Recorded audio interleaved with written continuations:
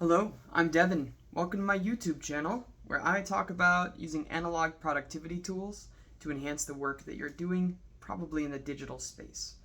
Today I wanted to share something about the 12-week year. This is a system that was introduced to me by Ian Cognac in his coaching program, and I've been doing it for about 6 months now. Starting this coming Monday will be my third time going through the 12-week year. And as I've been planning it out and setting my goals and building what are called tactics, I wanted to record a video of how a bit of the formula that I've put together that has begun to work for me, in case it might help anybody else out there, get a head start. Maybe your first 12-week year can be a little bit more successful than my first 12-week year. So, let's stop. The philosophy behind the 12-week year. What even is it? So we're all very familiar with that motivation we get when a deadline is approaching and suddenly you start to feel that fire under your seat to really get work done. The authors of the 12-week year, the book, the organization, they noticed that in organizations, right, boards, directors, executives will set goals for the entire company for the year. But within the organization, within individual teams, there's a lot of hopium and maybe presumption about achieving those goals. Maybe no one's working particularly hard until they start to approach quarter four, where the end of the year is now very close, and we actually need to really get focused and work hard to cross that threshold that we set for ourselves. If it's quarter four, you set for yourself 9 months prior. The philosophy is, why can't we have that quarter four urgency every quarter? And so the shift is to get your time frame of how long do I have to achieve a significant goal. Take what you would normally give yourself for a year and rein it into a 12-week window. And so they say, in their book, they say a year is now 12 weeks, and a week is now a month. And so you really compress that. So you compress the timeline, but you amplify the motivation and the focus. And then the goal is, it's not even the goal, it's just what happens is you work much more diligently every day, as long as you keep this 12-week year plan in front of you. For me personally, if I put it away, I forget about it, I start coasting a little la-di-da-di-da, start scrolling on YouTube and Facebook, it's a disaster. Okay, so if some of you are doing the math and you're thinking, hey, 12 times 4 is not a full year. We're missing 4 weeks. And that's exactly right. So right now, I am in week 13 of a 12-week year. So your goal is set to be accomplished in 12 weeks, and then the week after is kind of an off week for reflection and rejuvenation probably, and planning.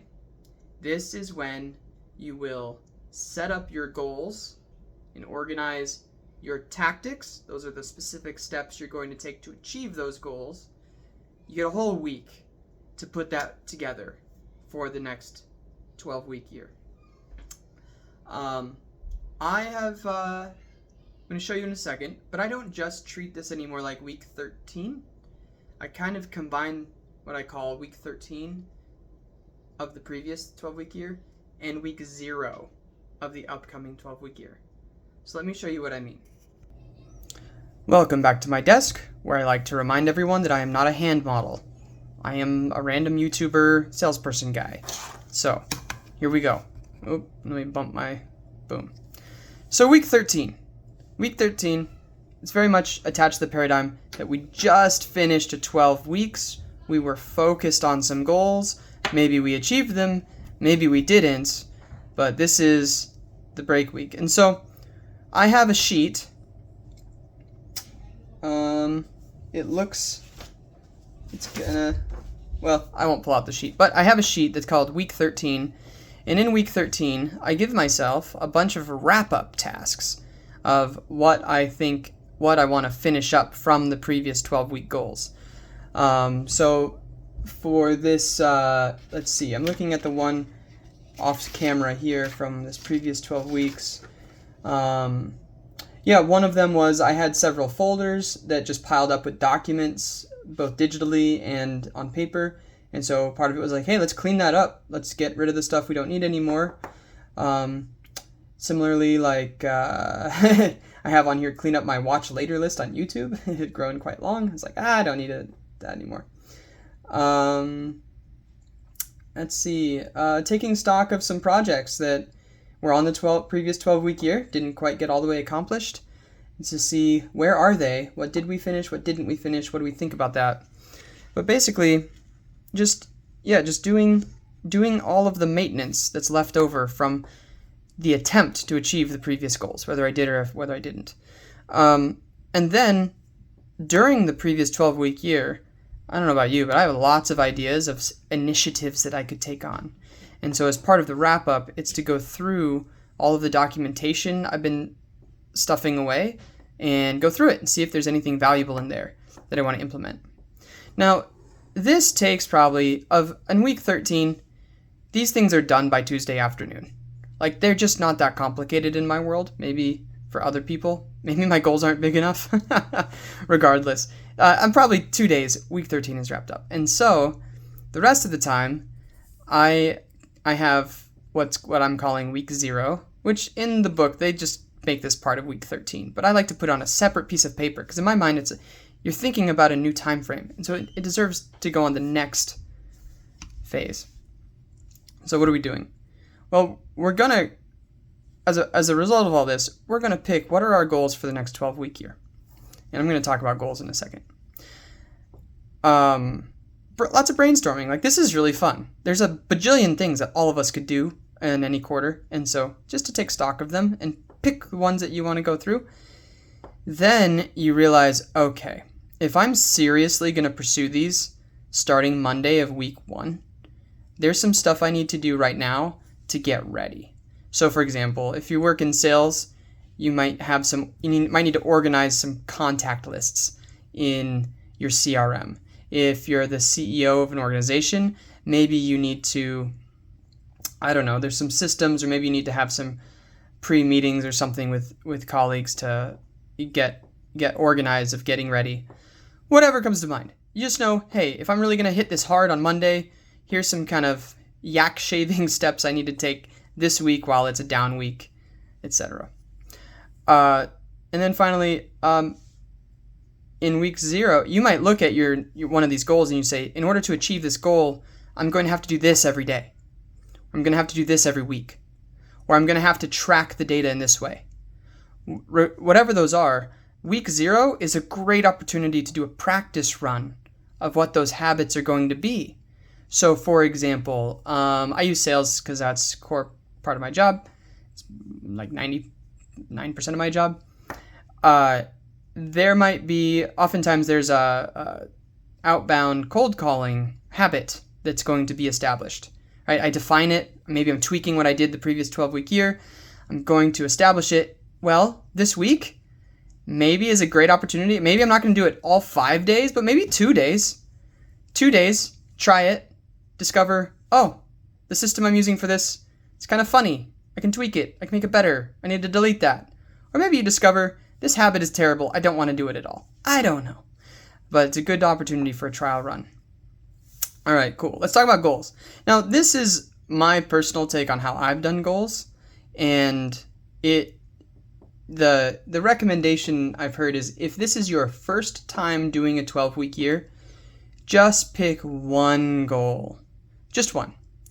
Now, you'll see here, I have 3 goals, and I'll give you the rationale. But part of the reason is I kind of get bored if I'm just focused on one. And maybe that's because my one was never big enough.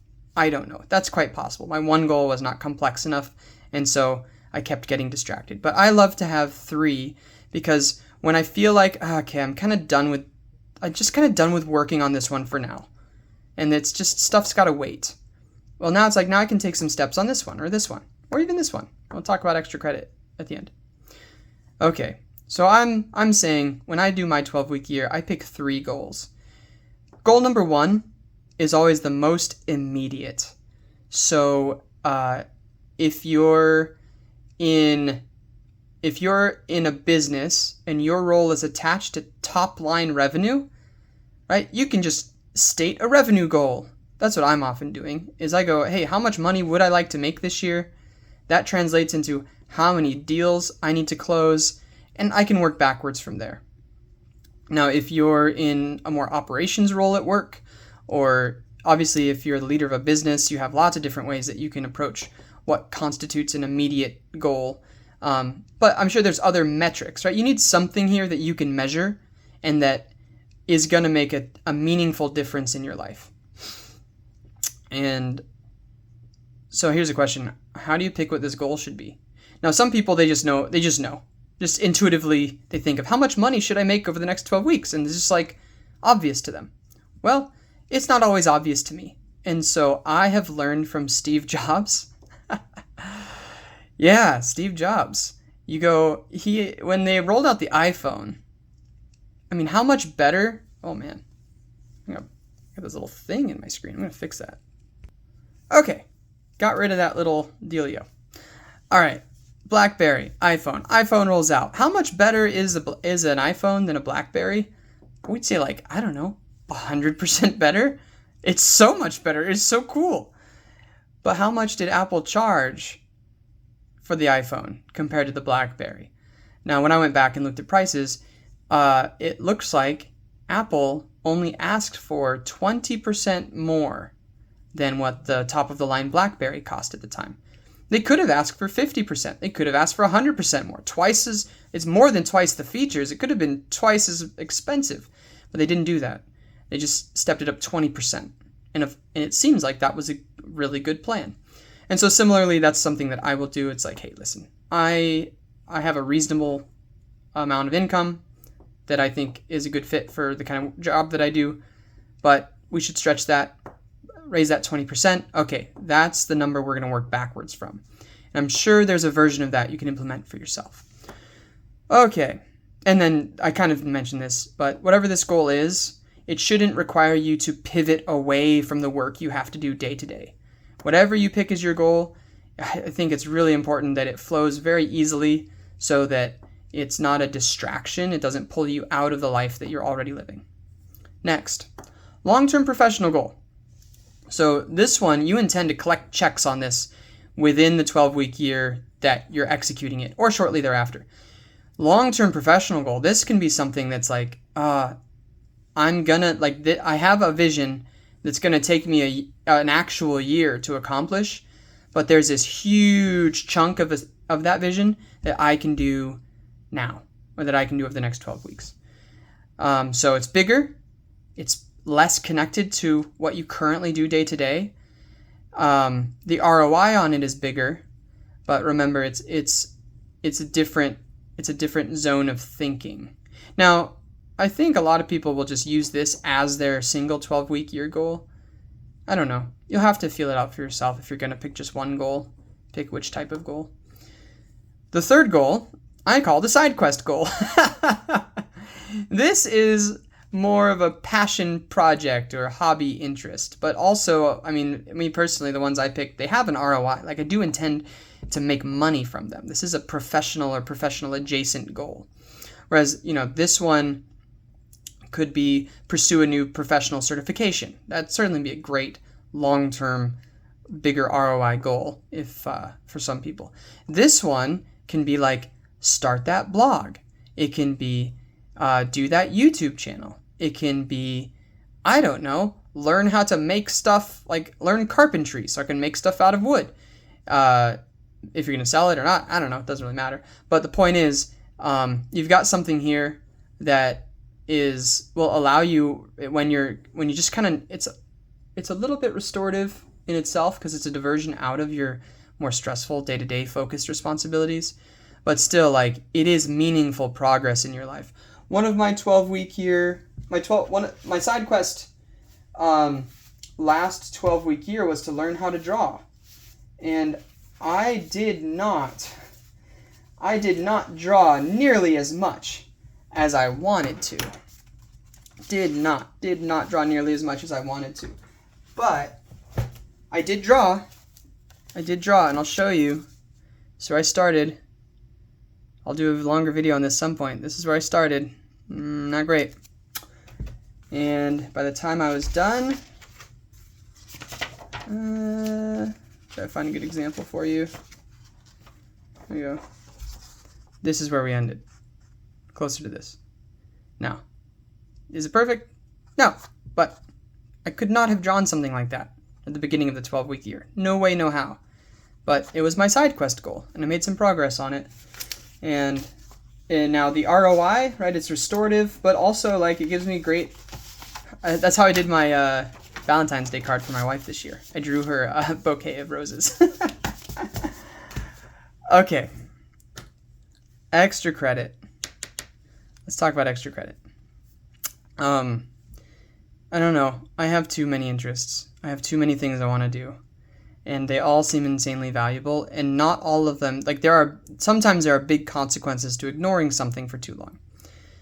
And so I have created a category I call extra credit, where you can, whatever you put in here, you can do it, but at the end of each week, you're going to give yourself a score of how well you achieved the steps inside of each goal that you intended to take that week. And the extra credit steps do not count for anything unless you finish all of these. All of these. So, in my case, I'll just walk you through what my 3 goals are for this upcoming 12-week year. Try to keep it kind of vague. First is I want to earn a certain amount of income and commissions. So I've looked at what income I want for the year, divided that up of like, well, how much should I accomplish this coming quarter? Let's tack 20% on top of that. Okay, what do we need to do to achieve that? Next, my long-term professional goal is I am in Ian Koniak's Untap Your Sales Potential training program, and I need to finish that curriculum. That is my professional certification, is getting through all of his curriculum and passing the certification test. That's my long-term professional goal. And then my side quest goal with an ROI is to finish building out what I call phase 2 of everbook.ninja. So that's my Everbook-focused website, and I have some ideas for how I want to build out a library of content so that when someone's like, hey, this Everbook thing is neat, how can I actually use it to be productive and blah, blah, blah, that's like, we've got lots of guides and helps and ideas to help somebody get started, just to demonstrate how flexible the Everbook system really is. And then finally, extra credit. I do have this vision to build a relatively significant, I'm not going to say large, but it is significant business, which will require a particular software infrastructure. And so my extra credit goal this year is to learn Elixir and Phoenix Live View, because those are the technologies I want to build my infrastructure with. But I'm not ready to actually build the application yet. But extra credit will be the steps in learning those technologies so that I can implement them in a subsequent 12-week year. So that's the 12-week year. Week 0, week 13, and week 0 pushed together. If you're a procrastinator, if you find yourself as someone that you perform really well under pressure, the 12-week year is great. It's applying pressure to yourself very strategically, in a structured way. And if you can even better, if you find an accountability group where you're with a bunch of other people who are also doing this, and you can kind of check in together, it's a world of difference, and you'll make a ton of progress personally and professionally. So, hope that's useful. I hope to post more content on the 12-week year in the future, but that's what I got today. Peace.